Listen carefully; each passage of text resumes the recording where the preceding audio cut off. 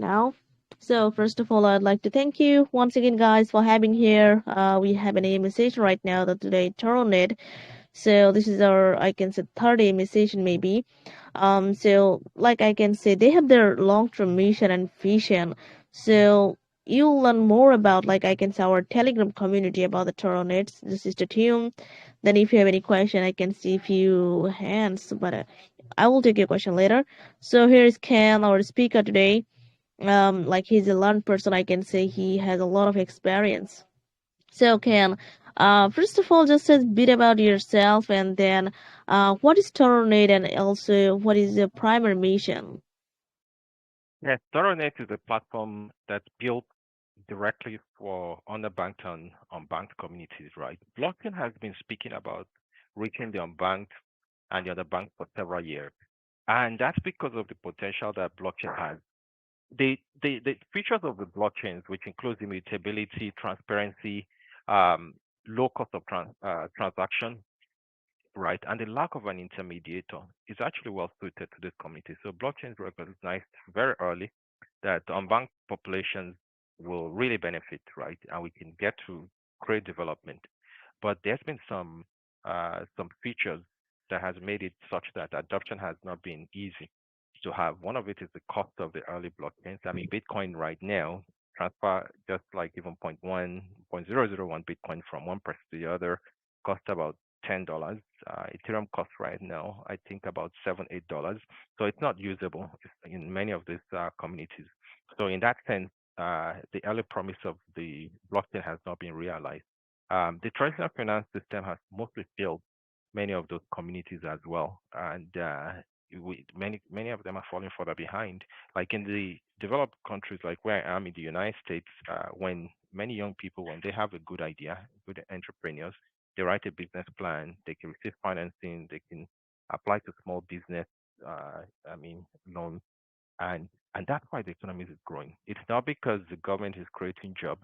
For you to have real growth and development, you need broad-based development, meaning the jobs has to be created from so many participants. It's not just from big companies.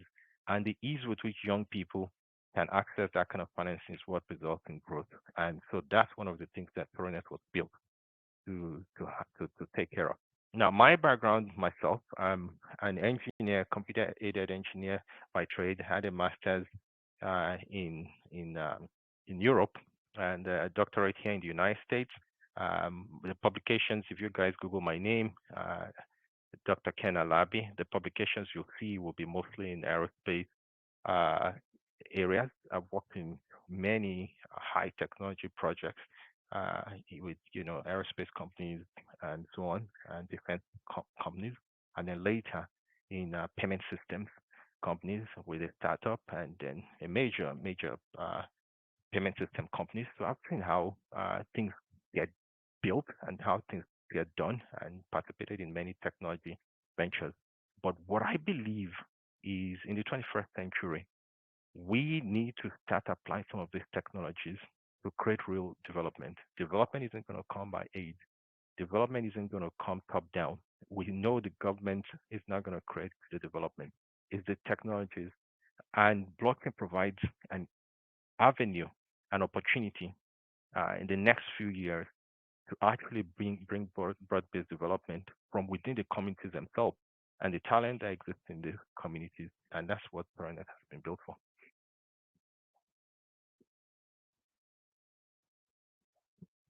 Okay, sorry, I'm back now. Okay, yeah, thank you for introducing yourself. Actually, like as I mentioned earlier, guys, like he has a lot of experience in different aspects. So, Mr. Tion, so could you share like a bit about the Toronet as I mentioned earlier, and then how does the Toronet modular layer one blockchain protocol integrate decentralized finance into the daily economic activities? Okay. So the first thing is, which I alluded to in the price, is Toronet is keyless. First thing, and the reason why is because we believe that to really have adoption of new technology like that, you have to remove the friction. And I give the example of the credit card companies and debit card, right? When they came in about half a century ago, before that, people were spending cash, and they said, look, this is a convenient means of making payments, right? And so you don't really need to carry that much cash. You just have this card, and you get there and you pay. But the proposition wasn't like they told users that, okay, if you pay with this, you want to buy a loaf of bread, it's like $1. Now you have this convenient means of buying it and to pay for that convenience. They didn't say, oh, it's going to be $1.05. It's still $1. It's just a replacement form of payment, but still the same as as if you were carrying cash. So the convenience was there, but without the additional hurdle. They didn't tell you you're gonna have to go and buy gas as a means of payment, right? So people were able to adopt it, but then you think like, okay, how do they afford to pay that? Because there's no such thing as a free transaction, right? They have to pay staff, they have to pay for infrastructure. Instead, what they do was they had the merchants pay for it. Of course, exception is maybe gas, right? Most of the time, petrol in many countries. Most of the time, the reason why merchants agree to pay is this, right? With merchants, there's such a thing as cost of acquisition, which means by the time you have a customer, you've done so many things to get that customer. You advertise, you spend some money. If you adopt a platform, maybe it's a credit card, maybe it's a blockchain, you get access immediately to thousands, maybe millions of users. So for that convenience is why merchants agree. And so what we do with blockchain is we go to that model. The blockchain is feeless, but the projects, which are like merchants, pay the fees, right? So that's the first thing. For financial inclusion, you have to remove that friction. So end users don't pay. Second thing is we actually keep transaction cost low. I gave the example of some chain which they designed and they have the gas, right? And so everybody has to get gas. So that's another friction. You have to find gas. But the key thing also is the consensus system is too expensive. To pay for the transaction, it's very expensive because they forced to spend so much electricity. We keep it low cost. Our consensus model is via trusted validators, and those validators are selected using the governance token. And so we have 26 validators trusted within the community. So we have decentralization. There's no censorship because the community decides who's going to be the validators. So because there's no competition, we have instant finality. All right. And because we don't have competition, we don't have to be wasting gas, computational power to create tokens. So our transaction cost is really low, so we can support microtransactions. And so even for projects, it's not so expensive. So that actually enables financial inclusion as well. And the third thing is the communities decide what projects are listed. Now it's open platform; anybody can build. But just like you have an Apple Store, if you want to access a project or an application built on the Apple platform, right? But Apple decides who gets on. We have it such that the Toronet community decides what projects get listed on their store. And that also helps to weed out a lot of useless projects that the community is not interested in. Scam projects are gone because you also need security and you want people to be sure that they're not going to lose their resources because you just leave it as a wild west open platform where people just bring a bunch of nonsense and cause people to lose funds, right? So we also want it to be a secure platform for our users. So that also helps financial inclusion. So a lot of those little innovations and tweaks is what we made to Toronet. And I can tell you guys that it is working. We've been on MadeNet for about a year now. We have 30 plus projects. Many of them already have revenues. Many people might not know about us, but we're one of the few platforms that have real world projects with real revenues already operating in different parts of the world. Not only in Africa, we actually have some projects also in other parts of the world. Okay, yeah. Thank you, sir, for explaining the whole things actually within just one question. So, guys, like as I mentioned so many times, just make your own research about the Toronet and be part of them. So, like, I can see you are also working with RWA. So, what makes the Toronet's approach to the real world asset unique compared to other blockchain platforms? Okay. I always say that 94% of all assets in the world is still in the old financial system. It's in fiat. I know some people feel like the crypto world is really big, but it is tiny. So if you're going to have adoption, it's going to go through the real world, through assets that are in the financial world. And it's not sufficient to only onboard people through exchanges. That's going to take too long, right? So What we do for real world assets is we make sure that real world asset participation is in local currencies in the various jurisdictions. So you see when you download the app, you'll see that we support so many local stable coins. South African rand, Kenyan shillings, Egyptian pounds, CFA francs. That's going to be added soon. That's the countries use that. We still also have the US dollar stable coin, which is the Toros. We have euros as well, right? So we believe that that's a path to adoption. We still have crypto tokens as well. But we support stablecoins fundamentally. Second thing is for real world, we believe in decentralization. Decentralization is a really, really important device. I give the example of some of the major companies I've been with, right? And no matter how big a company is, there's always going to be time when they declare that there's maintenance, and they might say, okay, Sunday, 1 a.m., it might be once a month. You guys use your banks. Your banks, no matter how big they are, they're going to schedule their maintenance. There's no invention right now or innovation that for this kind of thing that blockchain does, that does better than blockchain in terms of security of data. We don't have downtime because the nature of the blockchain is it's decentralized. There's like several validators. Any one of them can do maintenance at any time, but the user doesn't know, nor does the user care because all the other nodes continue to take part. So many of the things I've done for years, the disaster recovery plan, maintenance plan, where you shut down things, we don't have that in blockchain. So that's another thing. But now, when real world asset comes in, you see centralization come back, right? You'll see that some people say, okay, we're going to tokenize a home. And so they tokenize it, one home, and there might be 1,000 token holders. Or we tokenize this NFT, there's like 3,000, 4,000 holders, right? When you tokenize like that, that's centralization because the part of real world asset really means in the real world, you have this asset and you have the blockchain, which is kind of security as a service that tells who the owner of this asset is, whether it's a huge building or a vehicle, right? The blockchain really does that. And I'll give an example, right? The first RW is really a stable coin. Like when USDT came, it's really saying that there's this US dollars in the real world. And on the blockchain world, we have the USDT. It's exactly equivalent to this USD. So that USDT is a real world asset representing the USD. And it's the same concept really when we do real world assets like homes and all of that stuff, right? But there's centralization because now you rely on trusting one entity. And you guys know, especially those who've been following crypto for a while, it's always, can we trust this?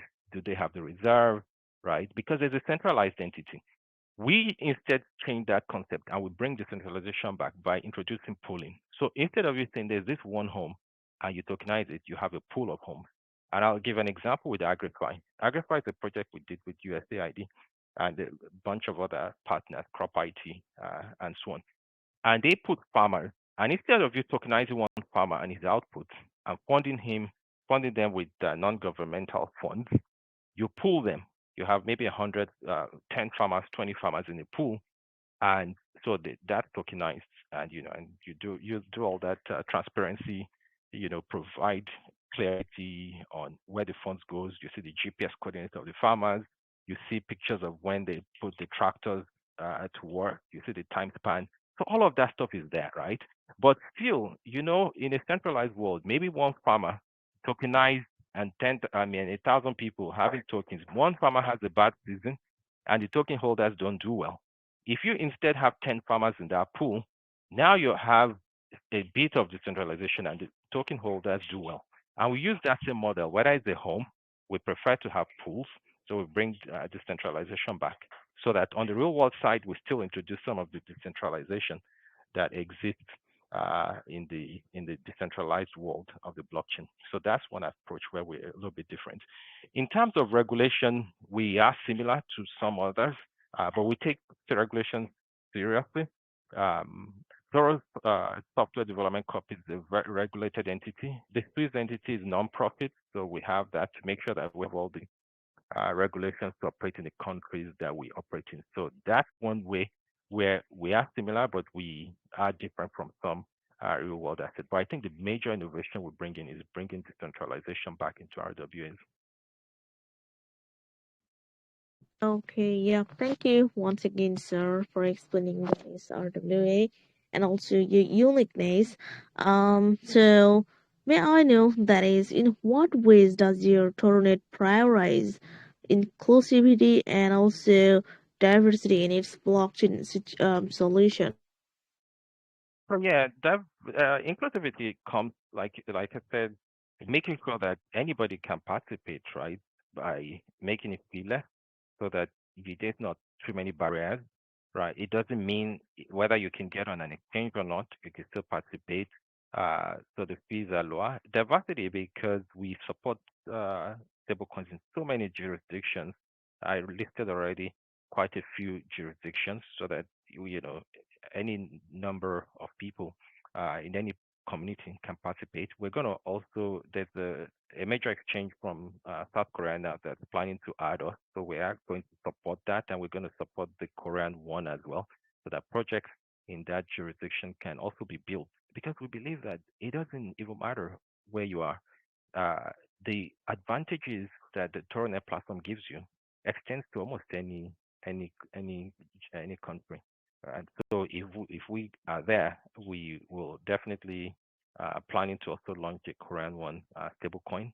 Um, and in India, we're going to have a stablecoin as well, so that projects can onboard and they can still do crypto, but they can also choose to onboard users in local currencies as well.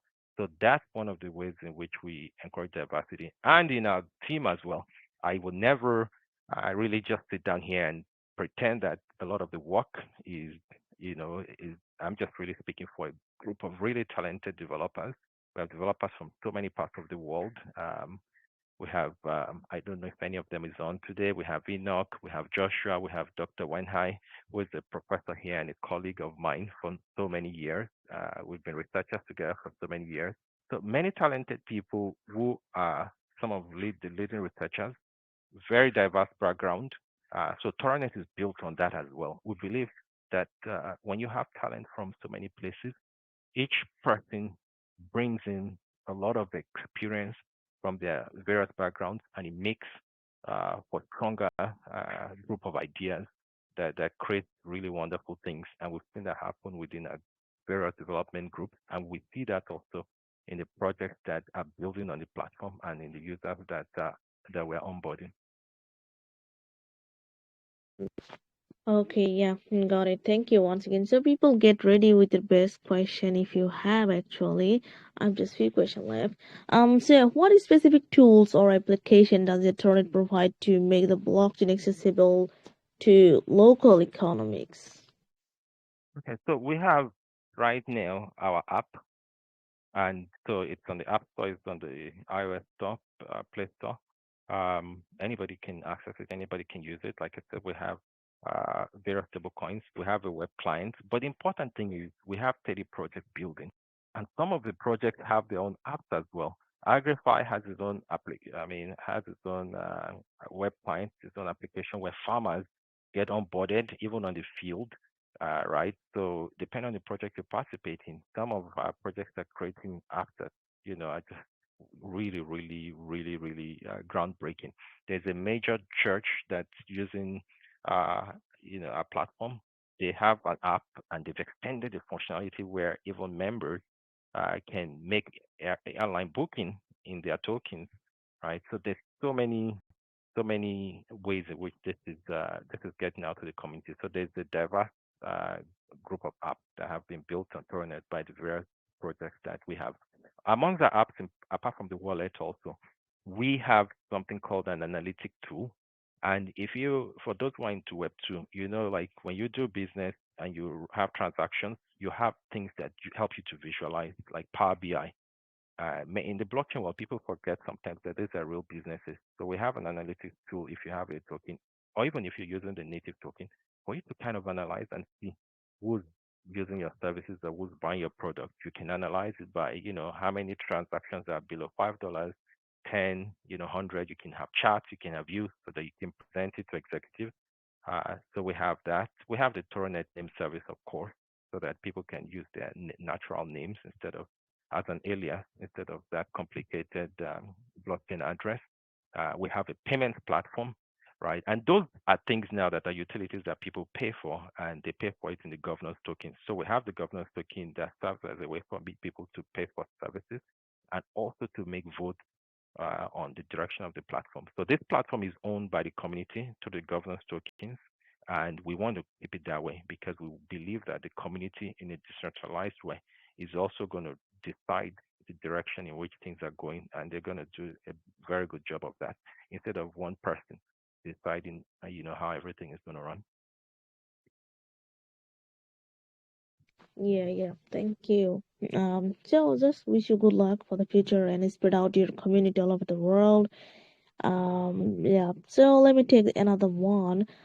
So can you like just elaborate on the role of Toronet in the fostering sustainable development through the technology? Yeah, so they want sustainability is a big part of what we do. One of our co-founders actually is a member of the international board, and so sustainable development is very key, and that's why, well, apart from the cost, that's why we didn't want to have a blockchain where people have to do proof of work and waste a lot of electricity in order to secure transactions. And so we came up with a more sustainable model. And in addition, we have many projects that focus on sustainability. One of it is Plus Tokens, which actually is funded by grants by several major companies, Web2 companies, and they provide grants for people to remove plastic from the environment, but they tokenize that so that it's see it on chain. It's not as if somebody's telling you that, oh, we took 2,000 tons of plastic out, right? You can actually follow and track through the various, recycling plants that they take those plastics to. So you see the tokens as it goes through. There's actually two sustainable projects that play in the environment. There's Maros and there's Plus Tokens. And there's a company out of Switzerland, right out of Switzerland. It's called, they take out plastic from the sea. They have their trawlers in Indonesia, so they're a little bit worldwide, but they're from out of Switzerland. We really are looking forward to that. They're about to start their project soon, so we're looking forward to that as well. So there's a lot of, and then the rice growth program with USAID, where they grew rice. They converted some of the rice husks into biochar, working with a company out in Singapore to to apply carbon credits to that. So a lot of what we our project brings in is also focusing on the area of sustainability. Okay, yeah. Thank you once again. Uh, okay, so let's talk about your like impact. What impact has your torrent had so far in terms of driving economic inclusivity and emerging economics? I think you already talked about this, but could you share a bit about this issue? Sorry, I didn't get the question. I'm sorry. Okay, yeah, like let me refresh this one. Like, what impact has your Toronet had so far in terms of driving economic inclusivity and emerging economics? Oh yeah. So we have now about 30 projects. You know, 500,000 transactions, and we've been on mainnet for a short while. The growth that we're seeing will be, is really, really rapid.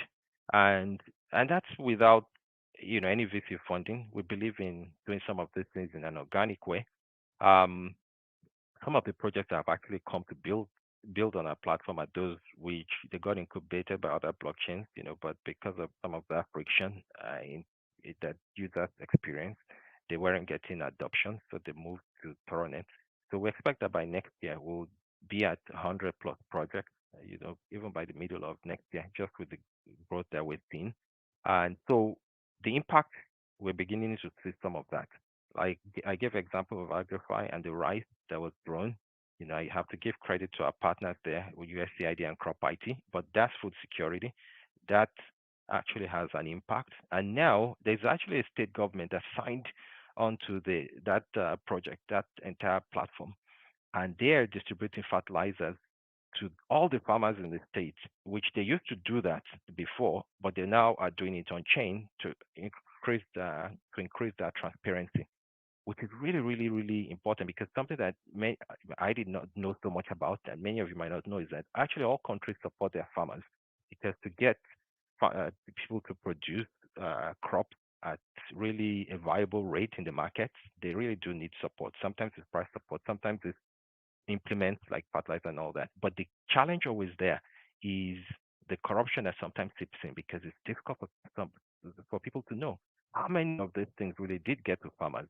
Now that's one huge application of blockchain because blockchain does that better than almost anything ever invented.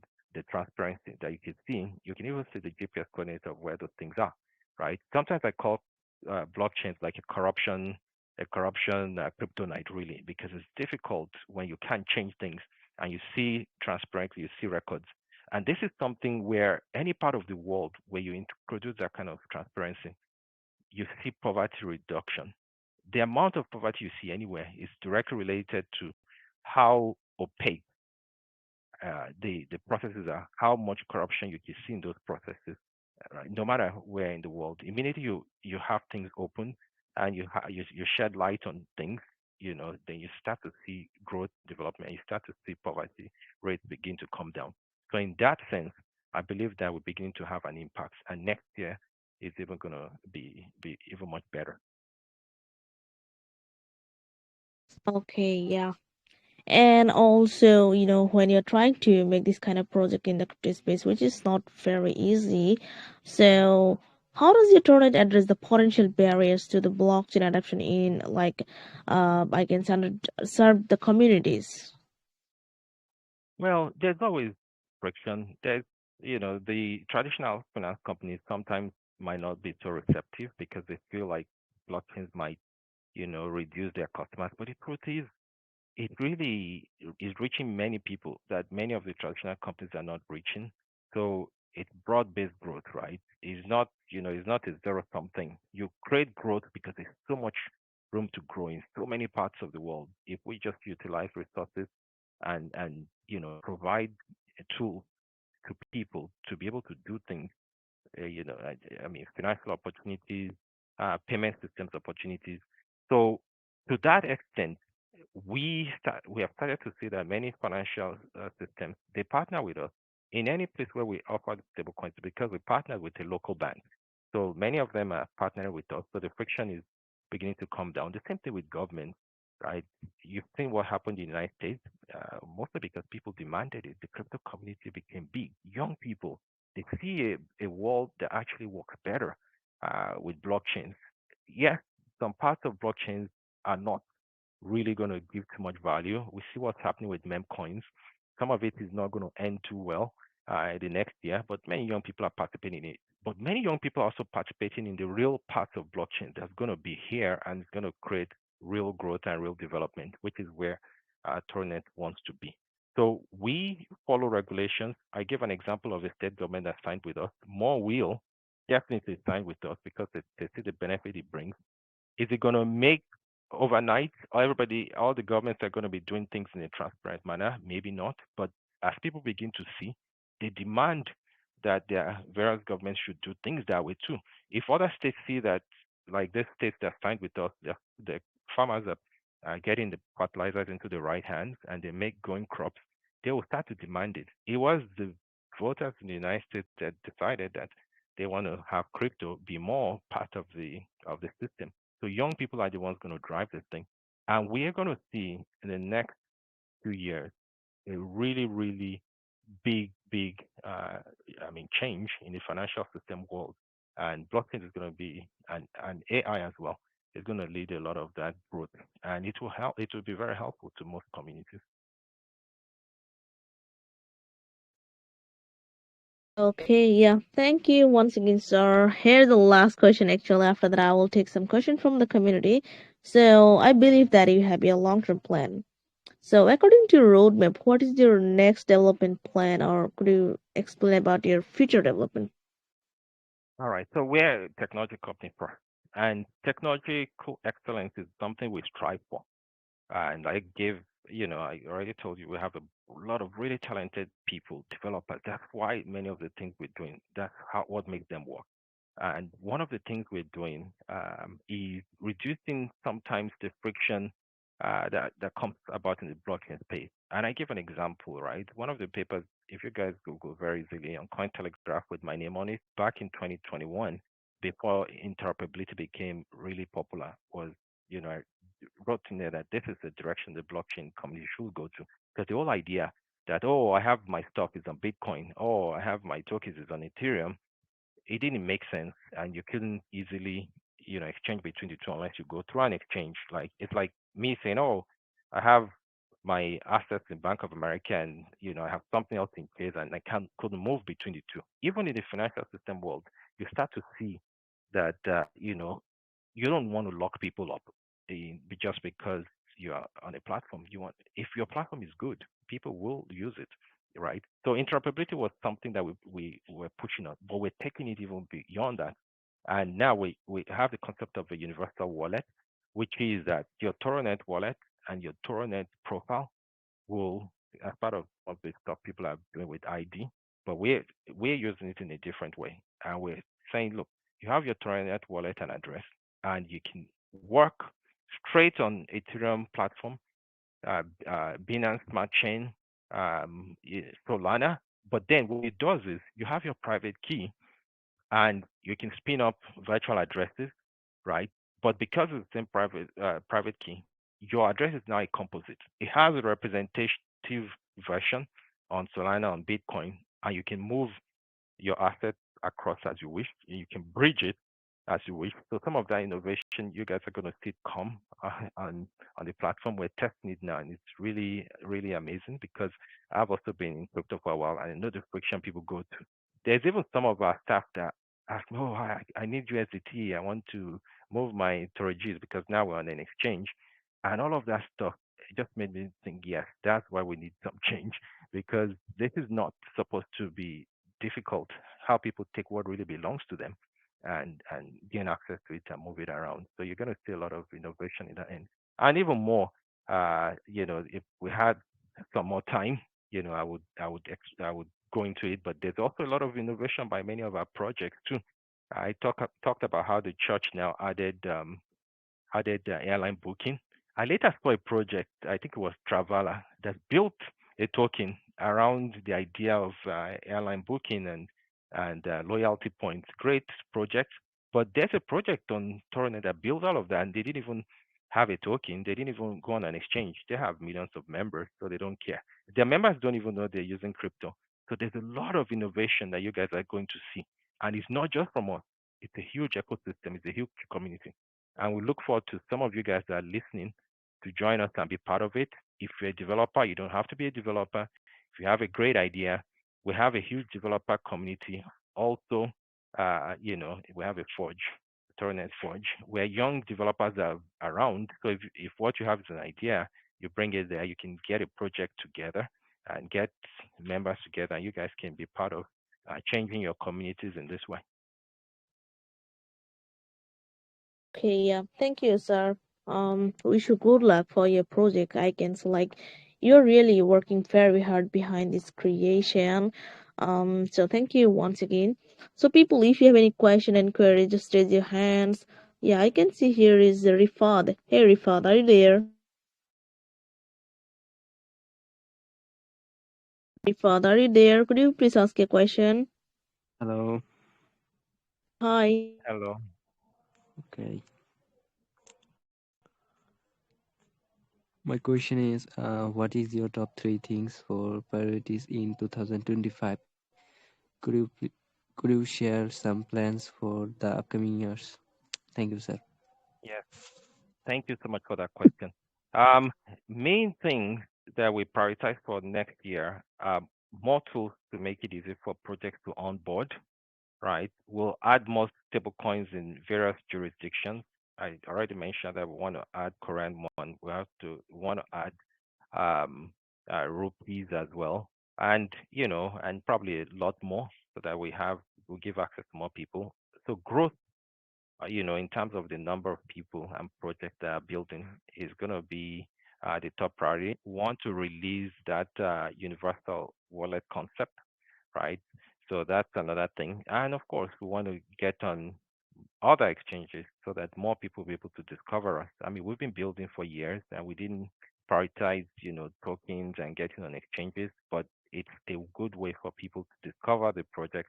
And since we got on Bitmart, so many more people have been coming on. We're doing some of these AMAs, so we want to continue to do more of that in the new year. Those are three top things: more projects, uh, more exchanges, and more stable coins. Really, if I'll put it in that order. Yeah, thank you, Rifat, for your question. So, Salim, are you there, Salim? Salim, are you there? Okay, so just keep.